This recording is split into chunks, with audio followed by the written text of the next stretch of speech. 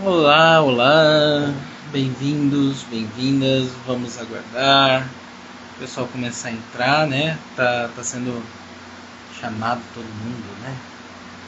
A gente, hoje, a gente tem uma pauta, né?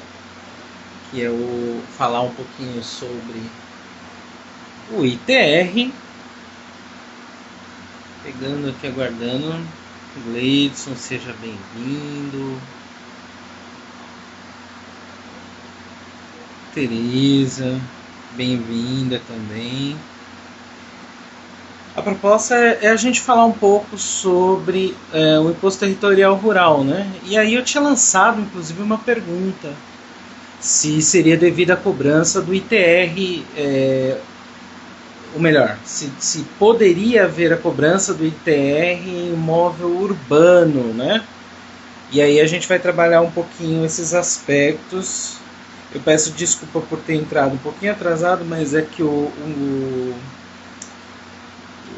meu Instagram, ele deu uma travada na hora que eu fui fazer a live. Eu fui colocar, ele deu uma travada, eu estava tentando na mesma live, tentando aí fazer alguma coisa para voltar. Não voltou, eu tive que reiniciar. Mas deu certo agora, né? Graças a Deus deu certo. Leandro, bem-vindo. Nanda Bani, Fernanda, né? Bem-vinda também. E aí a gente sabe que dentro do contexto do direito, né, ainda mais do direito tributário, a gente tem algumas especificidades, né? E eu queria introduzir esse assunto para a gente ter uma noção exatamente do que é o imposto territorial rural, né? Mas primeiro, antes de tudo, né, antes da gente iniciar, Paoli, bem-vindo. Eu acho que é interessante a gente trazer aí o conceito de tributo, porque muitas vezes a gente confunde o gênero e a espécie, ou seja, tributo com imposto, imposto com tributo como um todo, né? A gente tem uma certa confusão aí. Tributo é um gênero, tá, do qual o imposto faz parte. Então, imposto é uma espécie de tributo, assim como taxa, contribuições sociais, entre outras espécies. Paoli, bem-vindo.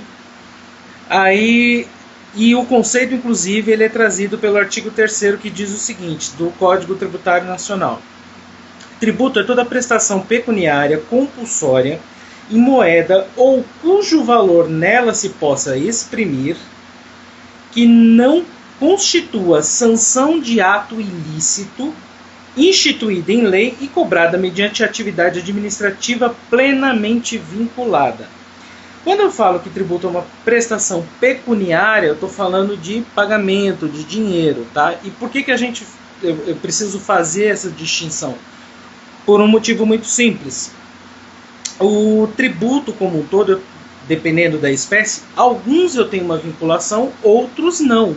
O imposto, por exemplo, eu não tenho uma vinculação. Agora, por exemplo, uma taxa ela tem uma contraprestação que o Estado tem que me passar. Por exemplo, quando eu pago uma taxa na prefeitura para determinado serviço, ela tem que me fornecer esse serviço. Por exemplo, alvará. O alvará de funcionamento de um estabelecimento comercial, por exemplo, é uma forma de contraprestação, tá certo? E aí isso eu estou falando da espécie taxa, especificamente espécie tributária chamada taxa. O imposto não. O imposto, inclusive, de acordo com alguns professores de direito tributário, ele serve tão somente para fazer caixa ao Estado, para que o Estado funcione, para que o Estado possa fazer o seu mistério, fazer a sua razão de ser, certo? E aí quando a gente fala de razão de ser, é a própria administração pública, tá certo? Luiz Assis, bem-vindo. Letícia, bem-vinda também, tá? Então, voltando lá, o professor Sabag, inclusive, ele distingue imposto como uma espécie tributária em que enseja fato gerador independentemente de qualquer atividade do Estado e que se atrela esse fato à vida, à atividade ou ao patrimônio do contribuinte. Tá certo? Então ele está delimitando dentro do contexto de imposto uma conceituação, tá certo? Ou seja, essa obrigação gerada, ela tem um fato que gera essa obrigação. Esse fato ele é previsto em lei, e aí ele pode atingir patrimônio, ele pode atingir a atividade, tá certo? Então, por exemplo, quando eu falo de imposto atrelado ao patrimônio, eu estou falando, um exemplo disso é o imposto de renda. Quanto a um fato da vida, ou melhor, uma atividade, melhor dizendo, eu tenho imposto de circulação sobre serviços, né, o famoso ICMS, que incide aí em alguns produtos que circulam para a gente poder fazer a aquisição desses bens ou serviços, por exemplo, energia elétrica, entre outras coisas, tá ok? E aí, quando a gente vai trabalhar o ITR, eu estou vendo tá, eu peço até desculpa, eu fiz uma esquematizaçãozinha para eu não me perder, porque eu falo bastante, tá bom? Então, para que ninguém me bata, já estou avisando por quê. E aí tem um fato interessante, porque segundo o professor Nogueira, né, ele coloca dentro do conceito que ele estipula de imposto, que o imposto, na verdade, seria para mera captação de riqueza para o tesouro público, tá? E aí a gente vê a não necessariamente uma vinculação a uma contraprestação, tá certo? Quando eu estou falando de vinculação nesse momento, eu estou falando quanto a um retorno que o Estado teria que me manter, que me oferecer, melhor dizendo. Então, por exemplo, quando eu vou pagar o IPVA, quando eu vou pagar o imposto de renda, tá? Eu não tenho a obrigatoriedade de o Estado me retornar isso, tá? De acordo com o entendimento do entendimento tributário como um todo, tá ok? E aí, vamos lá. Percebendo tudo isso, e aí a gente precisa ver o que é propriedade rural, tá bom? Por que eu estou falando isso? Por uma questão muito simples. Propriedade rural é toda aquela que não tem o conceito, não tem as características da propriedade urbana. Pode parecer uma coisa muito óbvia, mas realmente é assim, tá? A doutrina como um todo, né, o entendimento do conceito de ITR, ou melhor dizendo, de propriedade rural, ele é por exclusão, tá? Ou seja, tudo aquilo que não é urbano é rural. Bem simples, bem fácil, bem tranquilo, e vem, inclusive, ele deriva, esse conceito ele é derivado de onde? Do artigo 32, que diz o seguinte: o imposto de competência dos municípios sobre a propriedade predial e territorial urbana tem como fato gerador a propriedade, o domínio útil ou a posse de bem móvel por natureza ou acessão física, como definido na lei civil, localizado na zona urbana do município. Peraí, Igor, não é por exclusão? Tem que ter mais alguma coisa. E tem, parágrafo 1º.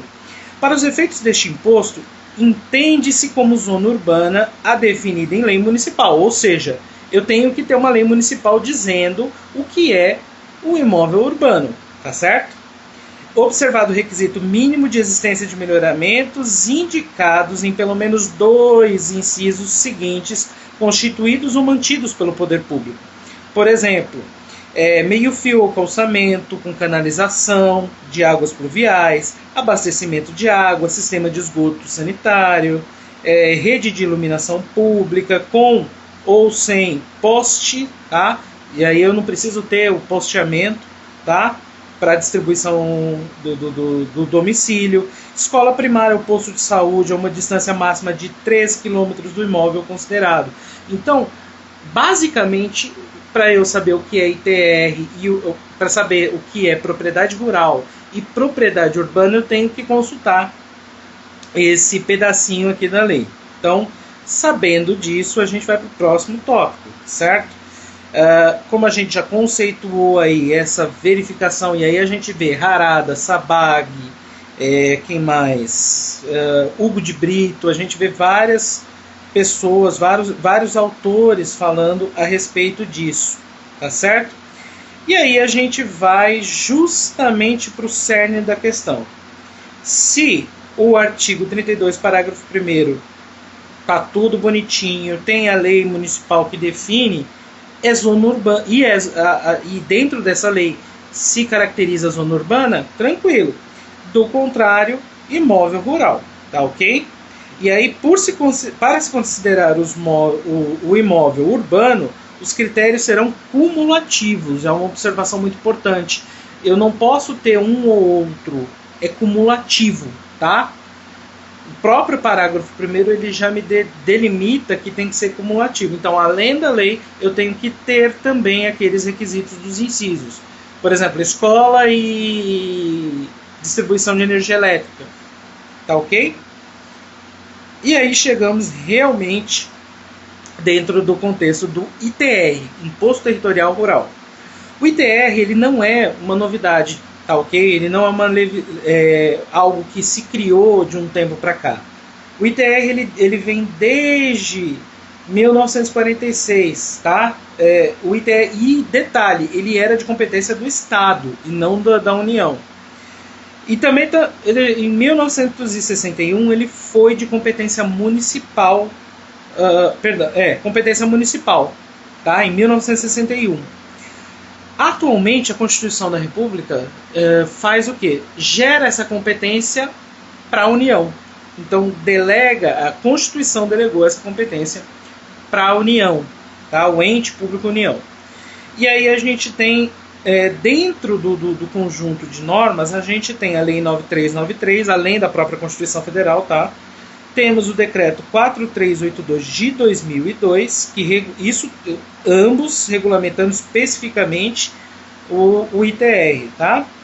E a Lei 11.250, que regulamenta o inciso 3 do parágrafo 4º do artigo 153 da Constituição Federal, que é aí a questão lá das imunidades, tá ok?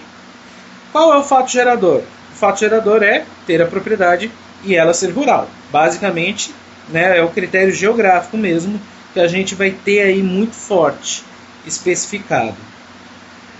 Passado tudo isso, né, a gente vê que eu tenho que ter, para cobrança, para o fato gerador do ITR, é a propriedade, o domínio útil e ou posse do imóvel por natureza, tá ok? E isso vem delimitado, inclusive, não só dentro do contexto legal, mas pela jurisprudência.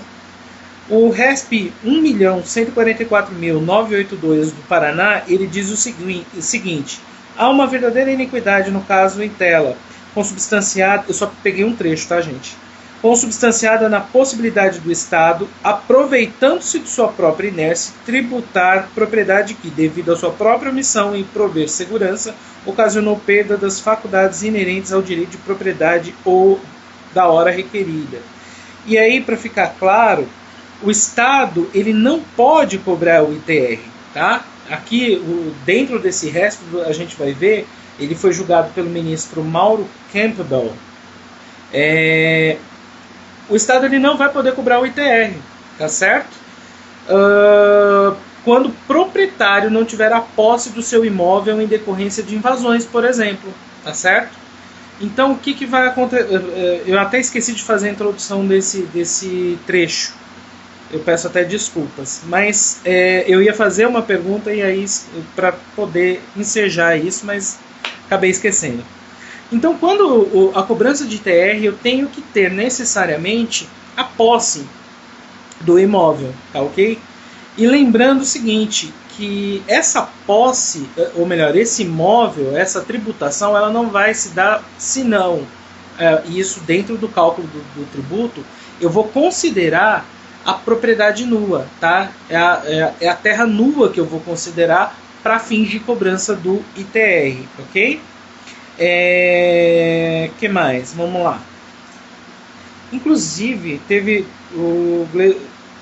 eu coloquei para fazer algumas perguntas, então eu acho que daqui a pouquinho eu vou falar sobre elas, tá ok? Dentro do conceito ainda de propriedade rural, o artigo 6º da Lei 5868, que estabeleceu o conceito de propriedade rural, foi considerado inconstitucional, pois este conceito não veio por meio de lei complementar. Lembrando que a instituição de alguns tributos, ela necessariamente vai vai ter que vir por lei complementar, por óbvio. E isso foi atacado no RESP 93.850 lá em 1982, tá ok? O que mais? Deixa eu ver aqui. Assim, o fato gerador não está ligado à construção do imóvel por acessão física, mas tão somente por natureza. Deixa eu ver. Não é isso. Ah, era a pergunta. A pergunta que a gente fez ao longo da semana foi sobre a questão do ITR, se ele pode ou não, que inclusive eu inseri essa pergunta logo no início do vídeo, se pode ou não ser cobrado dentro da área urbana. E aí a gente precisa fazer algumas considerações quanto a isso, ok? O ITR ele tem características muito próximas ao próprio IPTU, tá? Ele tem algumas características que se assemelham, tá? Dentre elas a propriedade, né? Eu estou tributando, o Estado está tributando a propriedade. Então essa é uma similitude muito próxima. E aí, como eu também tenho a questão de possibilidade do tributo para verificação se o fato gerador ocorreu e tudo mais, eu também ter a verificação da área, o critério geográfico, eu tenho que ter muito cuidado, porque mesmo dentro de perímetro urbano, eu posso ter propriedades rurais. Por exemplo, inclusive isso vem sendo citado na própria CLT, que são aqueles imóveis rurícolas, né? Que eles são imóveis dentro da zona urbana com ligação íntima com o campo, com as atividades rurais, tá ok? Então, quando eu tenho dentro da zona urbana um determinado imóvel, certo? Que ele tem destinação, ele trabalha com imóveis, tá ok? Ele tem sim a possibilidade de pagamento de ITR e não de IPTU. Inclusive, deixa eu ver se eu acho aqui o julgado para passar para vocês, tá? Inclusive isso foi já atacado, tá? Na jurisprudência. Eu vou achar daqui a pouquinho. Mas eu acho que quando eu achar eu passo para vocês aqui. Tem bastante coisa aqui para falar ainda. Eu tinha até esquecido desse detalhe. Então, quando a gente vai falar sobre ITR, a gente também tem que levar em consideração o decreto 4382 de 2002 e também existem instruções normativas da Receita Federal, tá? A gente não está falando especificamente de uma determinada lei e tão logo só a lei. Ele tem um decreto que regulamenta, que é esse que eu estou mencionando para vocês. A base de cálculo, como eu já falei, ele vai levar em consideração a terra nua. E lembrando o seguinte, que as alíquotas elas são variáveis, tá? Quanto maior o imóvel, quanto mais o imóvel tiver com destinação precípua à atividade rural, ou seja, plantações, você tem criação de animais e tudo mais. Então, quanto maior a área, menor a alíquota. Quanto menor a área, certo? Eu diminuo a área, eu aumento a alíquota. Deu para entender? Por exemplo, se eu tenho 80% do meu terreno com plantações, por exemplo, a alíquota vai ser e isso, óbvio, que dentro de uma área de até 50 hectares, porque isso vai aumentando até acima de 5.000 hectares, tá ok? A alíquota mais baixa que eu tenho para uma propriedade de até 50 hectares é de 0,03%. Nessa mesma área em hectares, tá? Até 50 hectares, quando eu tenho até 30% do terreno ocupado com a atividade, eu vou ter uma alíquota de 1%, ou seja, da menor para maior, eu vou verificar, isso eu estou falando da alíquota, tá? Da menor alíquota para maior, eu vou verificar a quantidade de parcelamento da propriedade, tá certo? Isso é extremamente importante. Isso vem disciplinado pelo artigo 11 da Lei 9393 de 96, tá? A Lei 9.393. O que mais? Reforma agrária. E aí tem a ver, inclusive, com a pergunta que me mandou, o Gleidson me mandou, tá? Igor, como é que funciona essas questões de reforma agrária? A questão de reforma agrária, ela tem uma particularidade muito interessante, porque ela pode ser isenta, ela pode ser imune e ela pode ser também tributada. Isso vai depender muito de vários critérios que daqui a pouquinho eu vou falar a respeito. Então, em processos decorrentes da reforma agrária, os entes não poderão efetuar o lançamento de quaisquer tributos sobre as propriedades rurais, em regra, tá? Se eu tenho a delimitação daquela área de reforma agrária e existe um título aí para alguém específico, o que vai acontecer? Eu tenho necessariamente a possibilidade aí de uma imunidade, tá certo? E aí, falando de imunidade, né, a gente precisa entender o que é a imunidade tributária. A imunidade tributária eu não vislumbro nem o fato gerador. Quer dizer o quê? Eu, enquanto contribuinte, não pratico o fato gerador ainda, diferente da isenção. Então é importante essa distinção. Porque na isenção eu pratico o fato gerador, só que o Estado ele deixa de me tributar pelas hipóteses que ele elenca na lei, tá? É importante lembrar que imunidade ela deriva da Constituição, tá? Da Constituição Federal, e a isenção não. A isenção ela sempre vem mediante lei. Então, se tiver previsto na Constituição as hipóteses em que eu não vou praticar o fato gerador ou então eu não vou pagar o tributo, quer dizer que isso é uma imunidade, tá certo? Quando eu vou para a lei, é isenção. A gente precisa tomar ter cautela com isso. A própria Constituição, no artigo 153, ela vai me elencar as hipóteses de imunidade, tratando sobre as pequenas glebas. Igor, o que é pequena gleba? Aí é que tá. Para cada área, eu vou ter, para cada local, né, para cada região, eu vou ter um tamanho diferente considerado para pequena gleba, tá? É uma extensão territorial e aí para cada região eu tenho uma quantidade específica, tá certo? Pequena gleba vai ser considerada pequena gleba na Amazônia Oriental e no Pantanal Sul-Mato-Grossense e também no Mato Grossense, no Mato Grosso também, até 100 hectares. Então, ó, pertenceu à Amazônia Ocidental. Os municípios todos pertencentes à Amazônia Ocidental, eles estão no Acre, Amazonas, Rondônia e Roraima, tá certo?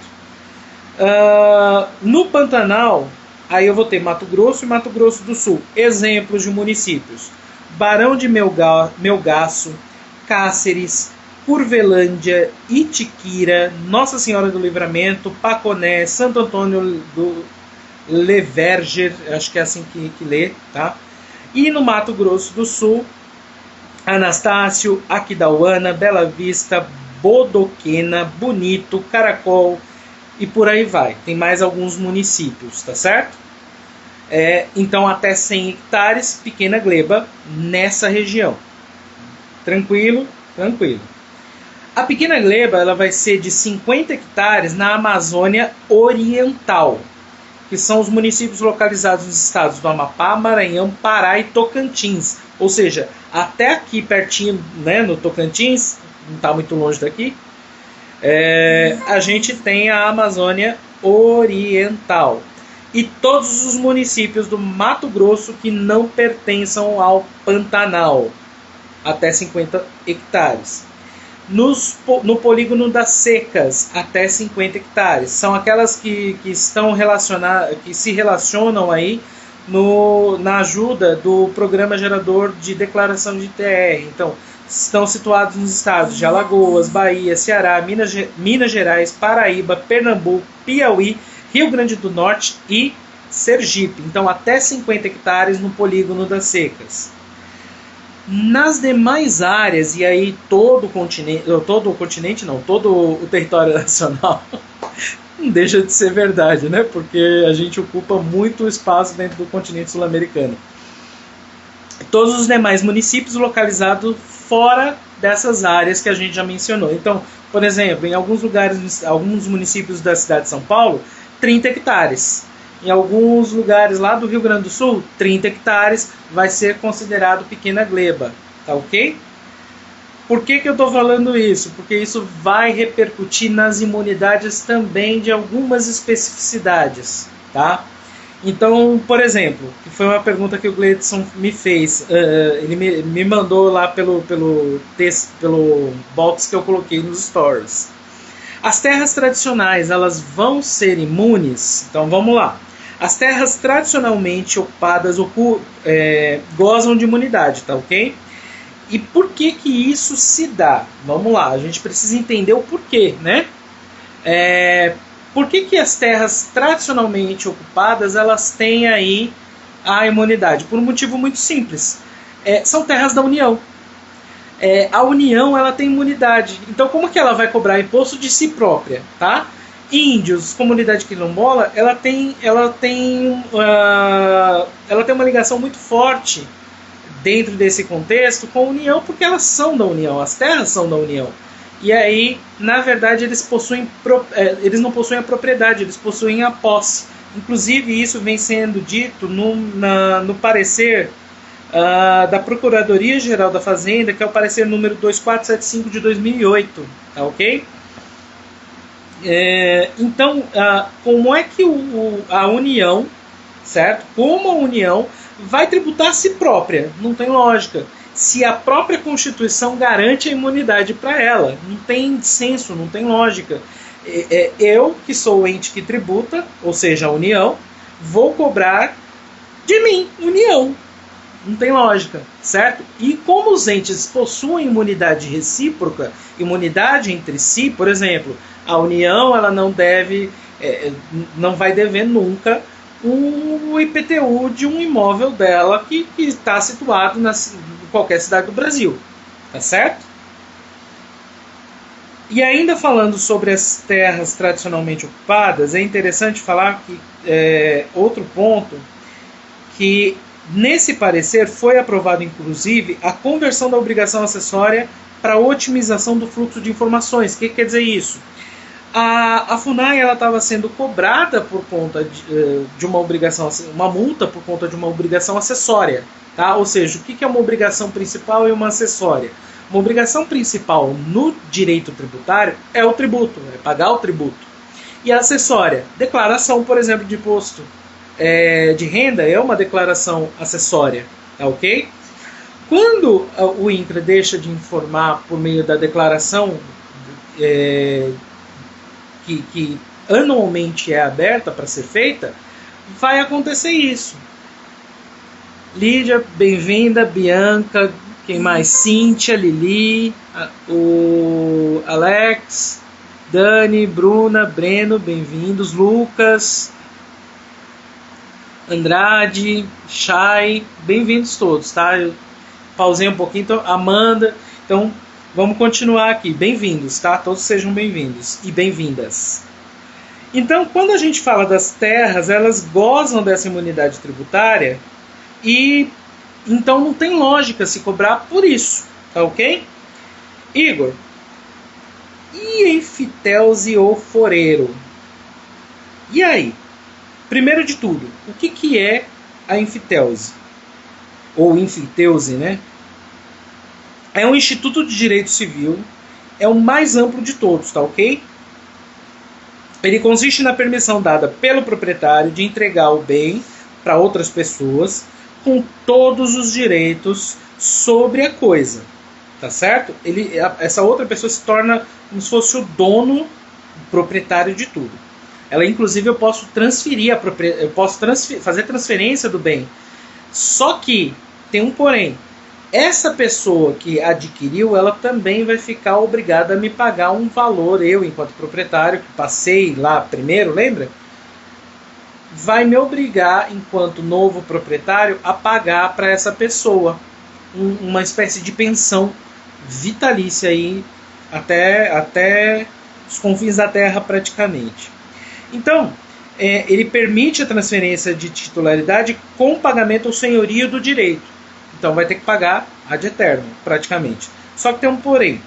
O nosso Código Civil, ele não excluiu as enfiteuses, tá ok?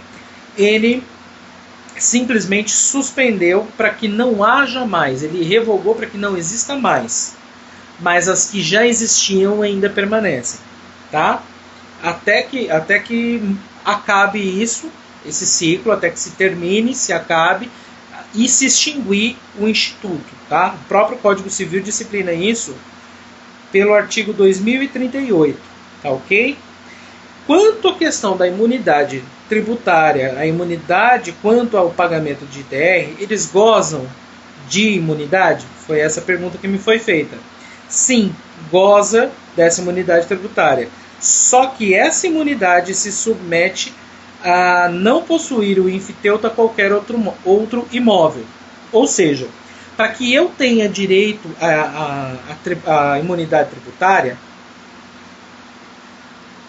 licença, eu vou pegar uma aguinha. Enquanto isso, Amanda, bem-vinda. Giana, bem-vinda.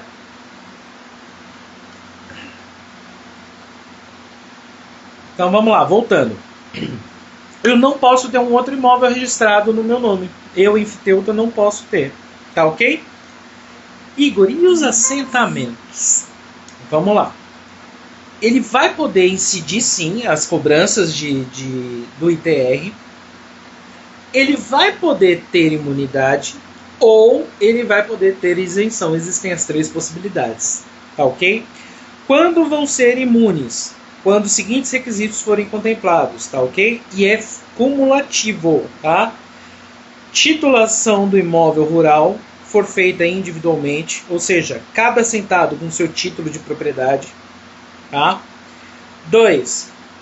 O imóvel do assentado for enquadrado como uma pequena gleba rural, ou seja, lembra lá que eu falei da questão dos hectares lá da gleba? Então vai ser contemplado também aqui, tá vendo? 3. Exploração do imóvel for realizada pelo assentamento, ou seja, aquele que está assentado ele vai explorar a terra, tá ok?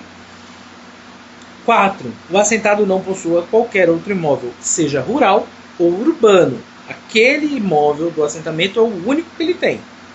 E não houver arrendamento, comodato ou parceria. Quando tiver esses requisitos, eu tenho imunidade.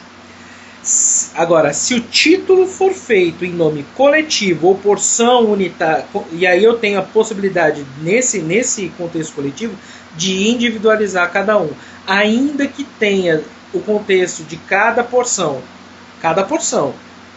dentro do que a Constituição previria aí como imunidade, o que vai acontecer? Eu tenho isenção. Tá ok? Então, por quê? Porque a titulação está no nome de um, não de todos, ou então esteja no nome de todos, mas cada qual se dividiu, mas aquela parcela não teve necessariamente a sua individualização enquanto propriedade. Tá bom? Se eu estiver complicando muito, pode falar que eu tento simplificar aqui, tá bom, gente? Então, o que chama atenção é justamente isso. Então, em um, eu tenho a individualização, certo? Cada qual tem a sua porção de terra. No outro, eu tenho um condomínio de pessoas e aí eu tenho isenção, tá? Nesse segundo. Igor, como é que se dá a arrecadação? A arrecadação ela pode ser feita pela União ou pelos municípios, tá ok? Caso o município tenha convênio, ele vai ter, inclusive poder gozar de até 100% do valor da arrecadação, tá ok? A competência ela é indelegável. A competência de instituir o imposto é da União, certo? Agora, a fiscalização e a arrecadação, o Estado não pode. Como assim, Giana? Me especifica para eu entender a sua pergunta, tá? É a questão a questão da arrecadação, seria isso? Enquanto a Giana vai me dizendo se é isso mesmo, se é a questão da arrecadação, de o Estado não poder. Sim, a competência ela é indelegável, ela é da União, tá? A gente está falando de um imposto de competência federal. O ITR, o Imposto Territorial Rural, ele é um imposto necessariamente vinculado à União. Porque assim, e aí ela está me perguntando aqui, só dos municípios e da União? O imposto ele é da União. A própria legislação ela faz uma permissão para que os municípios possam arrecadar e não o Estado. Então, se o Estado, né, o Estado do Ceará, por exemplo, quiser cobrar aí um tributo, esse tributo, melhor dizendo, esse imposto, ele não vai poder, porque ele não tem nem autorização legal. Então, aí feriria, dentre outros, né, a própria lei do ITR, feriria a própria Constituição no artigo 37, além dos artigos que mencionam lá, e o próprio Código Tributário.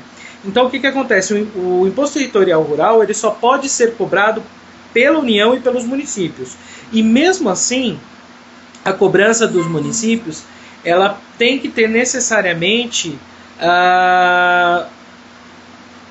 Não, nenhum. A única possibilidade... Ela está perguntando se existe algum benefício desse imposto para o Estado. Não para o Estado não. Existe para o município ou para a União. No caso da União, ela pode, se ela arrecadar, por exemplo, ela própria vai fazer a arrecadação, ela própria vai usufruir. Se for o município e dentro do município tem que ter o convênio, tá? Eles têm que firmar um convênio com a União para que possam receber. A título de curiosidade, aqui na região de Juazeiro, né? Juazeiro, Crato, Barbalha, Missão Velha, né? Somente Barbalha tem convênio, tá? E eu não sei se renovou. Eu até ia ver hoje, mas eu acabei não conseguindo. Mas Juazeiro mesmo não tem esse convênio. Tá ok? Bem-vindo, Matheus. Bem-vindo, Anderson. Então, assim, caso o município ele não tenha o convênio, a União fica obrigado a repassar 50% da arrecadação para os municípios, tá? A União ela vai fazer e aí corrigindo uma informação que sem querer eu dei errado. Na verdade é o município que pode 100% se ele arrecadar. Perdão. Se a União arrecada, 50% vai ser destinado ao município e os outros 50% para a União. Se o município tiver convênio,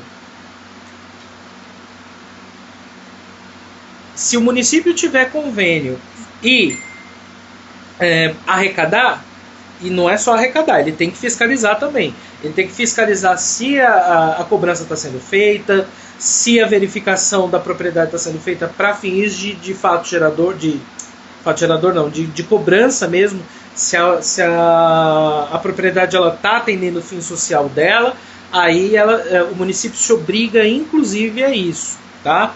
E aí ele pode usar 100%. Se o município fiscaliza, se o município arrecada, ele pode usar 100% da verba.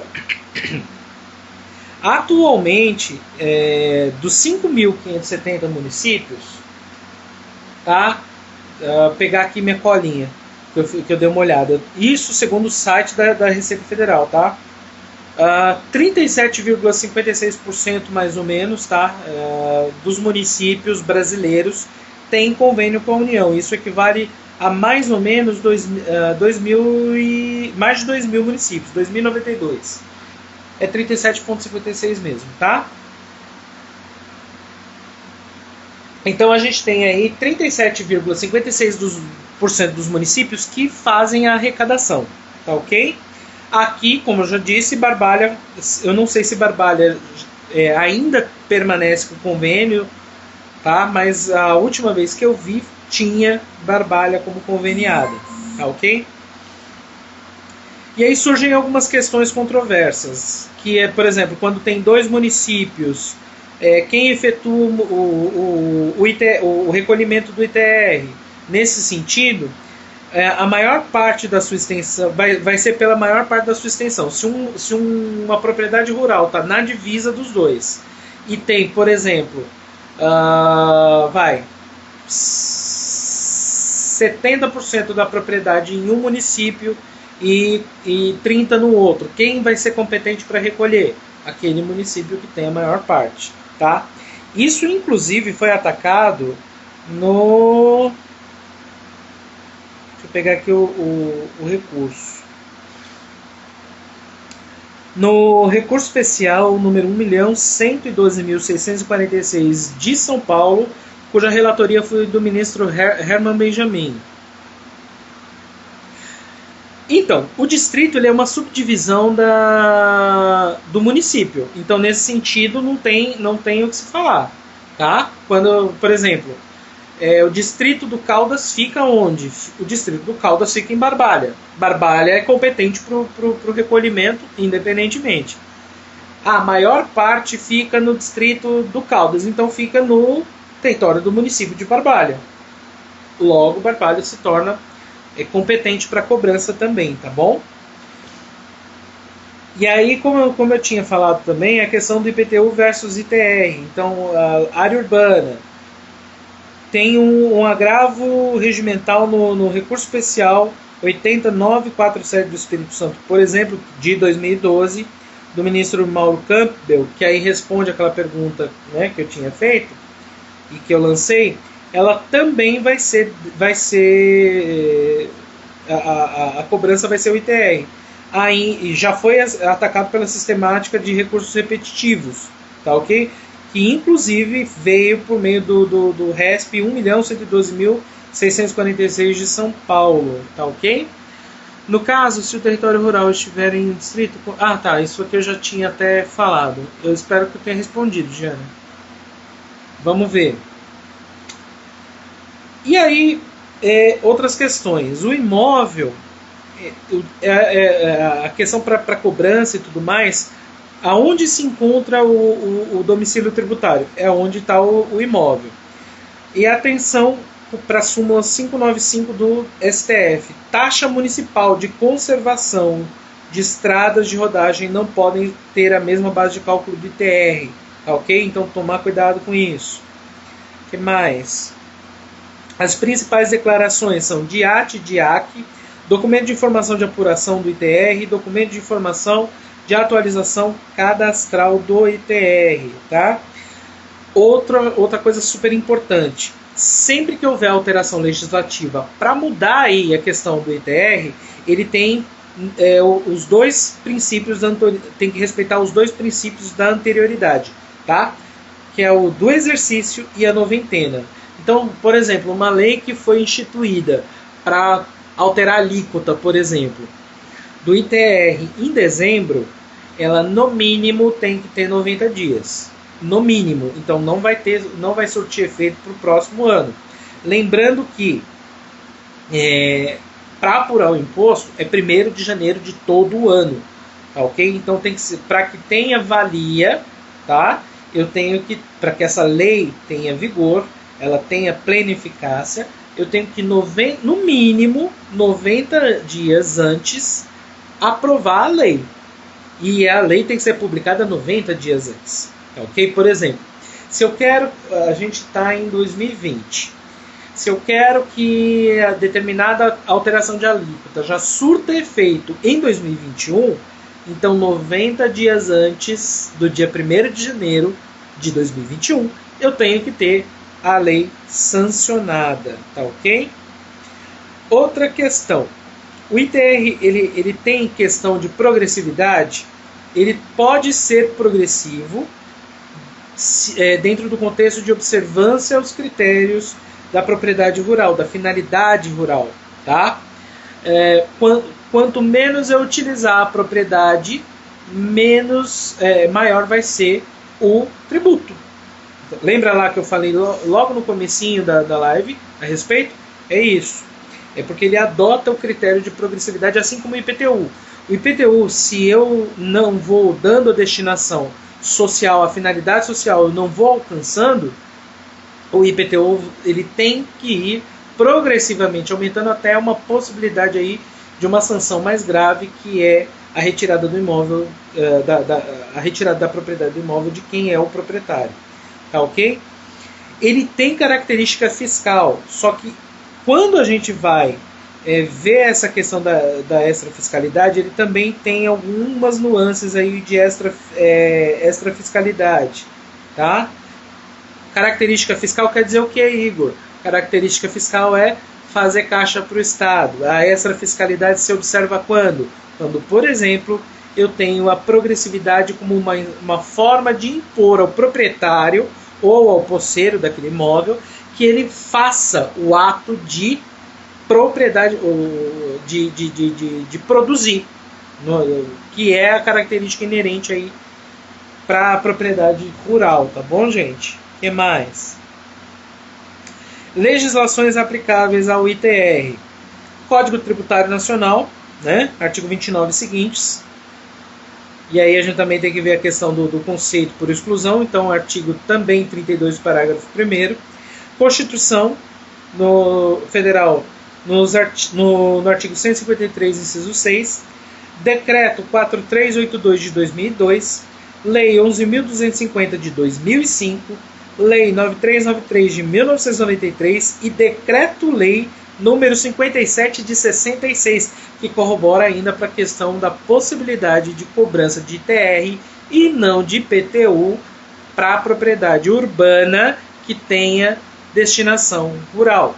Igor, o que é isso? Eu vou citar um exemplo bem fácil, bem facinho, para facilitar. Por exemplo, isso tem muito em São Paulo também, viu? Alguns imóveis, São Paulo, a cidade de São Paulo tem uma área rural muito insignificante, né? É mais terra de concreto do que qualquer outra coisa. Mas existem algumas chácaras, certo? Que vendem verdura, que tem agricultura de subsistência. Nesses casos não cabe cobrança de IPTU, cabe cobrança de ITR, tá? E é muito mais vantajoso, diga-se de passagem, porque dependendo, por exemplo, em São Paulo ou mesmo em outros municípios, o IPTU ele leva a construção, o imóvel construído. Então, por exemplo, se eu tenho um imóvel de, 10 metros quadrados, tá? E eu tenho um imóvel, e aí conforme eu vou construindo, conforme o tempo vai passando, isso também vai aumentar o meu IPTU, porque ele também leva em consideração a área construída. O ITR não. O ITR ele leva em consideração a terra nua, tá? Então vamos lá. E aí falando das suas características, né, do ITR. Competência da União, 50% do valor pode ser destinado para municípios, tá? Que mais? Capacidade ativa delegada, ou seja, ele pode delegar a arrecadação, né? E a fiscalização. E como contribuinte, o proprietário possuidor ou o titular do domínio útil. Essas são as principais características do ITR. Então, basicamente e resumidamente, né, a gente tem aí contemplado a questão do ITR. O ITR, inclusive está até aqui, ó, os estados com mais possibilidade com mais municípios cobrados. Mato Grosso do Sul, tá? Em que os entes municipais eles fazem aí a cobrança, tá? Eles têm convênio. No Mato Grosso do Sul, 100% dos municípios têm o convênio. No Mato Grosso, 91,48%. No Paraná, 61,65%.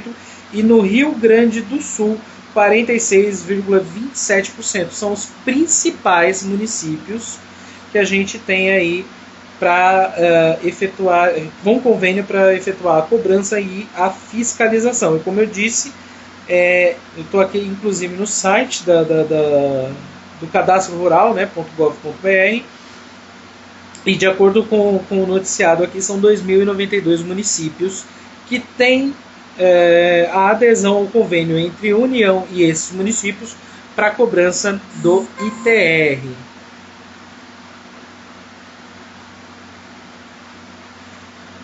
Boa, viu, Fernanda? A Nanda tá comentando aqui. É isso que eu não entendo. Não sei por que temos de pagar IPTU, sendo se é um esforço para melhorias.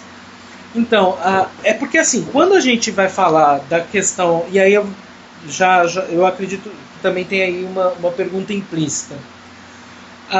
Quando a gente vai instituir a questão do IPTU, o IPTU ele não é só sobre a propriedade, tá? Sobre a propriedade territorial, ou seja, sobre o território, a parcela do território que você, que todo mundo tem. A característica dele, uma das características dele também é quanto ao prédio, tá? Então, quanto maior o prédio, quanto mais área eu construir dentro de um prédio, eu também tenho o aumento aí da percepção do tributo, tá ok?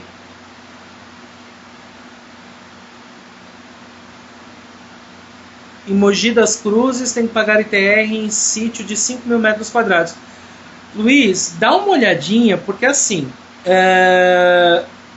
e aí, nesse caso, se a propriedade ela é rural, com destinação propriamente rural, é que eu não sei como é que funciona a questão aí em Mogi, do parcelamento urbano. E aí quando eu falo é o território mesmo urbano em Mogi.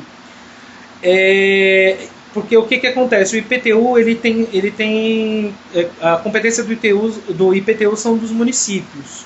Então aí são 5.570 legislações contemplando o IPTU. Dá uma olhadinha, porque assim, e aí, se for o caso, né, verificar isso, para que se faça uma consulta com um advogado especializado.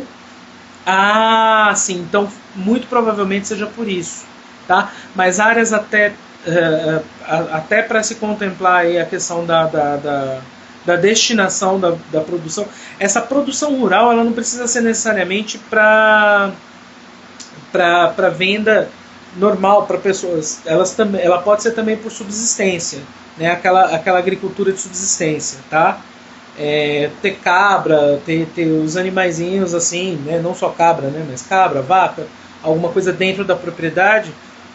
Talvez aí possa se configurar uma possibilidade de uma destinação de produção rural, porque essa produção rural ela não precisa necessariamente ser para exploração econômica, ela pode ser de subsistência também, e isso daí pode ser contestável, é bem provável que se possa contestar. Por que eu falo que é bem provável? Porque aí precisa ver a questão em concreto, né? Aqui eu estou dando os limiares gerais. E aí, Fernanda, voltando à tua pergunta, esses imóveis, quando ele tem a destinação rural, o que vai acontecer? Dentro da destinação rural, eu vou ter a possibilidade de fazer aí a agricultura de subsistência, entre outros, e aí vai ser possível só verificação da terra nua, tá? E o que é terra nua? Por exemplo, a terra nua, ela é a terra mesmo, tá?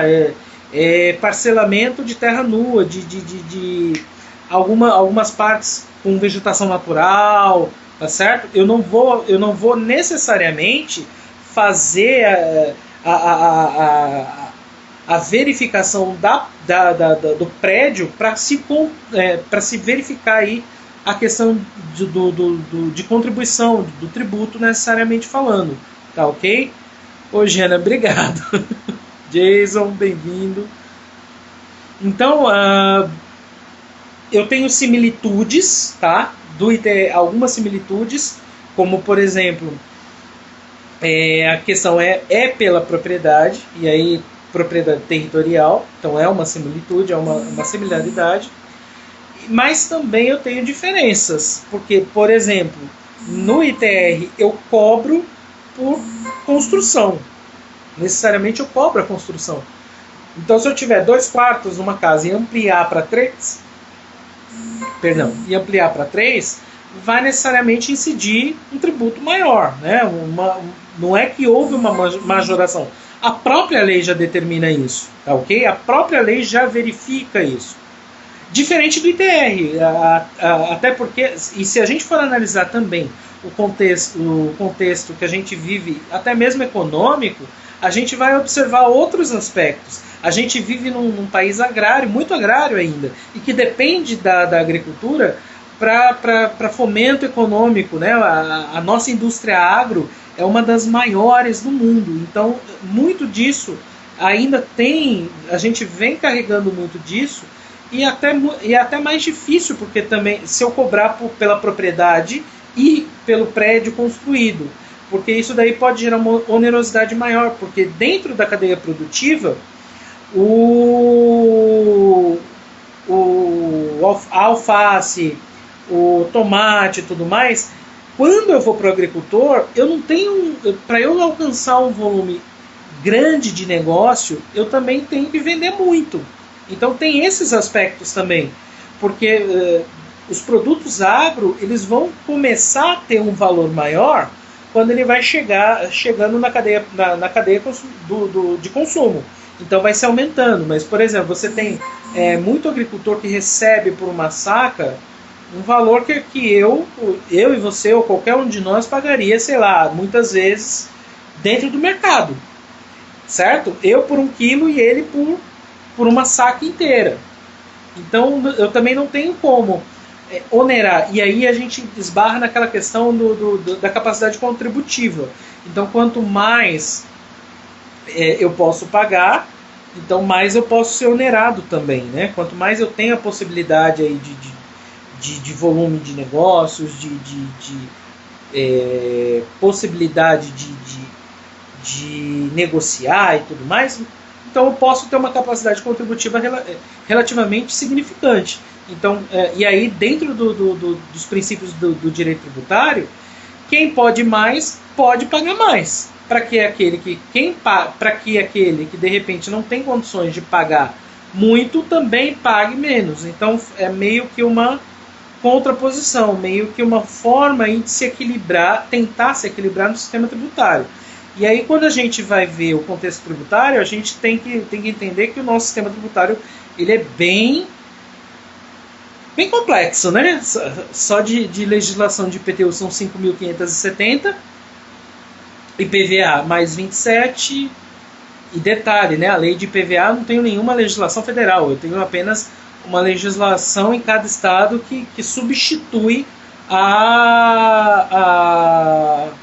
legislação que seria, a delimitação que seria dada aí de repente num contexto de união, né? de esfera federal. Mas eu não tenho nenhuma lei que dê qualquer patamar. E aí você tem aí o IPVA que só tem nos estados. Que mais? ITCMD, né, que é o Imposto de Transmissão Causa Mortes, são mais 27. ISS, 5.570 legislações. Então, imagina, eu tenho 5.570 legislações para um tributo, que é o ISS, 5.570 para IPTU, 27 para IPVA, 27 para ITCMD e por aí vai. Então a gente tem uma legislação tributarista muito ampla, muito grande. Então também isso é um complicador até mesmo dentro de contexto de cadeia produtiva, certo? E aí quando eu me refiro à questão de cadeia produtiva, eu também retomo a indústria agro e também retomo o pequeno produtor, que muitas vezes se tem aquela agricultura de subsistência. Então, para se tentar gerar um equilíbrio, para se tentar gerar aí uma possibilidade, por isso que a propriedade rural ela é em terra nua, ela não é em questão de prédios, para se evitar aí uma onerosidade ainda maior para aquele que de repente não tenha as condições necessárias, e aí dentro do aspecto financeiro, de arcar com a tributação, tá certo? E aí aqui o Instagram tá me falando que eu só tenho 23 segundos restantes. Obrigado, Instagram. Podia ter avisado antes, tipo 1 minuto antes. Gente, eu quero agradecer a todo mundo. E se tiver alguma dúvida, vai ficar no meu IGTV, tá? Coloca lá a pergunta que eu retorno a pergunta, tá ok? Obrigadão por todo mundo e até a próxima.